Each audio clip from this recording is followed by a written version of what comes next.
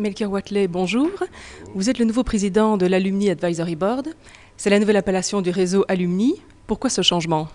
Alors c'est en réalité une fusion de l'association des anciens, de l'association des alumni et d'autre part de l'Advisory Board des HEC et ULG pour en faire une seule entité, l'Alumni Advisory Board, qui a pour objet, en quelque sorte, avec les nouveaux anciens, avec les anciens anciens, avec toute la famille HEC ULG, d'assurer au mieux la promotion de l'école. La promotion de l'école, la qualité de l'école, la réputation de l'école, la réputation de son diplôme, et en utilisant le facteur le meilleur, c'est-à-dire les hommes et les femmes qui y étudient, et les hommes et les femmes qui y ont obtenu leur diplôme, et qui sont aujourd'hui, bien sûr, à Liège, en Belgique, mais qui travaillent aussi de par le monde. Quelles sont les priorités que vous allez donner à ce réseau?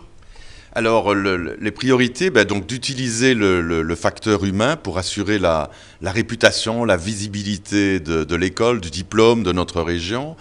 Et à cet égard, on a à ce sujet, dans cet objectif, on a créé au sein de l'Alumni Advisory Board 3 commissions, 3 think tanks, comme on dit dans le langage moderne, 3 commissions qui vont s'adresser à des problèmes bien particuliers. D'abord la commission START, et comme le mot le dit, c'est le départ, c'est quand on devient ou qu'on va devenir un ancien de l'école, on est encore un étudiant, on ne l'est presque plus, on a besoin d'un stage, on a besoin d'une bourse, d'une aide au premier emploi, il faut aussi parrainer la dernière année et la promotion qui va sortir, et c'est cette commission START qui va assurer cet accompagnement des nouveaux anciens, eux qui vont devenir membres du réseau. Puis alors une deuxième commission qu'on a appelée networking, ça c'est vraiment l'entretien du réseau, c'est pas l'utilisation, il faut d'abord avoir le réseau. On a aujourd'hui 15 000 alumni, il faut les rassembler, il faut les impliquer, et ce réseau, il faut l'entretenir par des roadshows qu'on fait ici ou à l'étranger,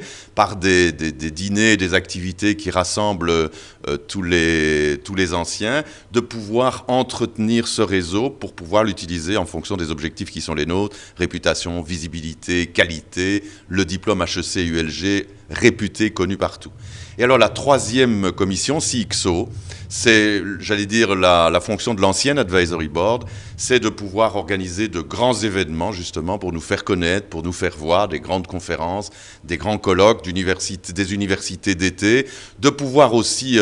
récompenser par des Alumni Awards, on est à l'époque au moment des Césars et des Oscars, les Alumni Awards pour mettre en valeur les réussites professionnelles de ceux qui ont quitté l'école